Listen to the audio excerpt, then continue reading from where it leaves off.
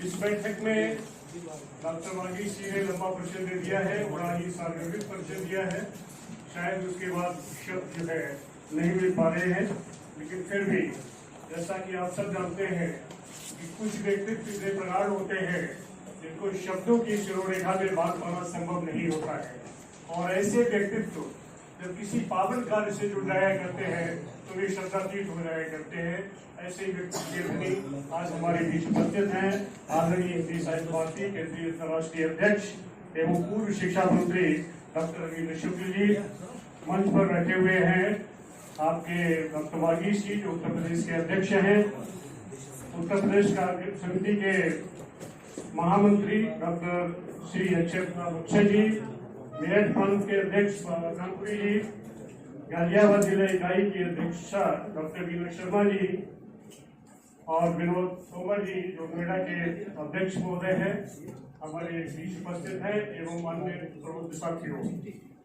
बड़े हर्ष की बात है कि आज इस माध्यम से हम लोग रूबरू हो रहे हैं। हिंदी साहित्य भारती, जैसा कि आप जानते हैं कि नाम से ही इसमें 3 शब्द हैं, हिंदी भी है, साहित्य भी है और भारती भी है। मैंने इसके परिचय में कुछ शब्द लिखे हैं जिनको मैं पढ़कर सुनाना चाहूंगा कि हिंदी साहित्य भारती है क्या। हिंदी साहित्य भारती हमारी सभ्यता और संस्कृति के विकास की संस्था है। ये भारतीय सनातन विचारधारा एवं सांस्कृतिक चेतना के मूल्यों को विश्व पटल पर प्रतिष्ठित करने की संस्था है। मानव बन जाए जग सारा, ये पावन संकल्प हमारा को मूर्त रूप देने की संस्था है। ये मानवता के कल्याण हेतु भारत के आदर्श जीवन मूल्यों को जन जन तक पहुंचाने की संस्था है।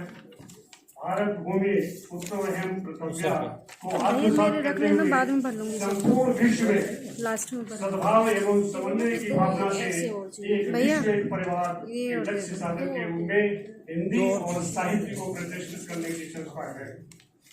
ये हिंदी को भारत की संपर्क भाषा एवं सामाजिक संस्कृति की वाहिका के रूप में राष्ट्र और राष्ट्रभाषा के दर्जा दिलाने के लिए प्रतिबद्ध होने वाली संस्था है। ये भारतीय सांस्कृतिक विरासत को आने वाली पीढ़ी तक यथोचित रूप में प्रस्तुत करने वाली संस्था है। ये भारतीय अस्मिता और भाषाई गौरव को स्मरण कराने की संस्था है। ये हमारी सामाजिक संस्कृति के बलबल और संवर्धन में भावात्मक एकता को पुष्ट करने वाली संस्था है। ये संस्था है हमारे ओर की स्फूर्ति की, जीवन के स्पंदन की, ये उसका विकास सुनिश्चित करना ताकि वह इस देश की सामाजिक संस्कृति कंपोजिट कल्चर की वाहिका बन सके। और उसके लिए मुख्यतः संस्कृत से लौटता अष्टम अनुसूची, इस समय 22 भाषाएं हैं भारतीय संविधान की अष्टम अनुसूची में, उनसे शब्द ग्रहण करते हुए हिंदी का विकास सुनिश्चित करना सरकार का कर्तव्य होगा। तो हिंदी आज केवल हिंदी भाषा नहीं है, इस देश के पूरा देश इसमें प्रतिबिंबित हो रहा है। जब हिंदी का विकास हम सुनिश्चित करते हैं तो जितनी भी भारतीय प्रादेशिक भाषाएं हैं उन सबसे ऊर्जा लेकर आज हिंदी आगे बढ़ रही है। और एक ऐसा स्वरूप हिंदी को प्राप्त है, जब हम हिंदी की बात करते हैं तो पूरा देश उसमें प्रतिबिंबित होता है। चाहे शब्दावली को लेकर, चाहे भाव को लेकर, प्रदेश का कोई भी निवासी कहीं का रहने वाला हो, जब हिंदी की बात करता है तो उसे ऐसा लगता है कि हिंदी हमारी भाषा है। इसलिए इसका स्वरूप एक सामाजिक संस्कृति की वाहिका के रूप में है। और आज हम गर्व के साथ कह सकते हैं कि हिंदी इस देश की राजभाषा भी है, और मैं मंच से कहता हूं कि ये राष्ट्रभाषा भी है। केवल ये अंतर है कि उसे हमारे संविधान में दर्जा नहीं मिला हुआ है। और राष्ट्रभाषा का जब बात होती है तो भारत सरकार की ओर से एक और उसमें दिक्कत है कि सारे प्रांत जितने भी हैं भारतवर्ष के, उन्होंने ये लिखित में दे दिया है भारत सरकार को कि हिंदी को हम राष्ट्रभाषा मानते हैं। लेकिन एक प्रदेश ऐसा है जिसने आज तक लिखकर नहीं दिया है कि हिंदी को हम राजभाषा या राष्ट्रभाषा मानते हैं।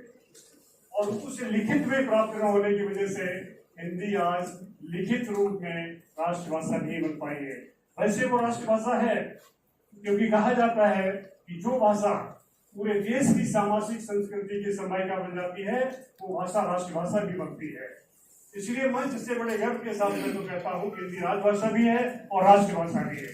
और जब हम ये कहना शुरू करेंगे तो निश्चित रूप से वो आवाज वहां तक पहुंचती है केंद्र तक, और वो दिन शुभ दिन आने वाला है कि जब हमारी संस्था का भी ये प्रतिबद्धता है हिंदी जो है इस देश की राष्ट्र